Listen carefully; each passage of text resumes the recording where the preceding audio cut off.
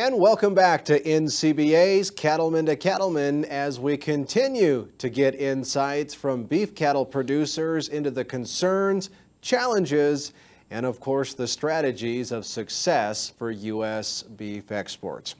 All right, gang, let's talk about some of the other trade agreements out there that the United States has been part of over the years, and if there has been some lessons to be learned, if you will, about what might happen under TPP. A big one that I remember, and it's hard to believe that it's already been 20 years ago, was NAFTA, and now of course is the agreement between Canada and Mexico.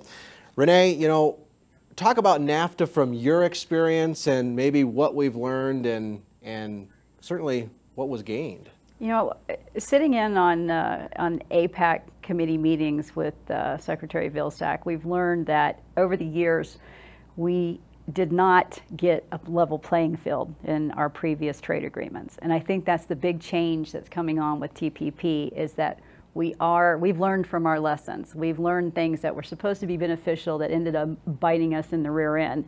And I think TPP is going to be a much more level playing field. And that's why, again, it's ultra important that we do get this passed, because it will protect us. It will keep us in the global economy. We're 5% of the population of the world. The United States is 5%, but we're 25% of the global trading. That's big. We're going to lose that if we don't go along with TPP. And learning from these other past trade agreements, TPP is going to be a lot more fair. Kevin, can you believe it's been 20 years since we passed NAFTA? I do. Time goes by fast when you're having fun. So to Renee, the follow-up on Renee's, it's important to realize that Canada and Mexico are also part of the 12 nations of TPP.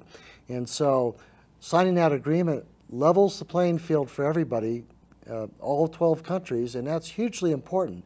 Give the U.S. cattlemen and the beef industry a level playing field, and consumers across the world will just want to buy our products, and that'll help us all the way back at our ranch.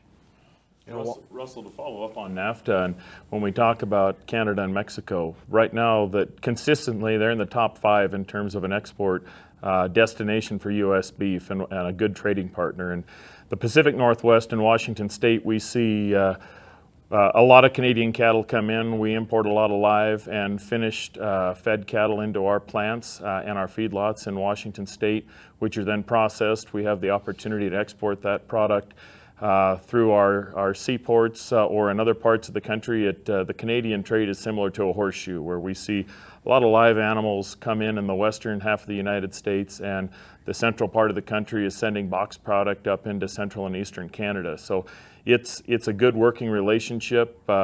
Certainly there have been some issues, like Renee had touched on, about some of the health barriers, but we've seen those recently go by the wayside with blue tongue and anaplasmosis. And my hope is that TPP is going to give us a stronger foundation for future trading agreements, that we won't have to have some of those small non-scientific trade barriers get in the way of trade, and will give our producers the opportunity to have a level field and access to those great markets that are represented in the TPP. And obviously Texas watched the NAFTA negotiations very closely as well. Yes, being from Texas, we do import a lot of Mexican live cattle ourselves and turn them out onto wheat pasture.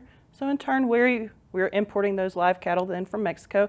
But in turn, Mexico is buying a lot of these products that we don't utilize here in the United States. And tongues, tripe, kidneys, livers, oxtail. That is something that we don't use here, and it is a big market for Mexico. Well, there's certainly been a lot to learn from trade negotiations that happened under agreements like NAFTA. And of course, another big one not too many years ago was the Central America Free Trade Agreement, or CAFTA.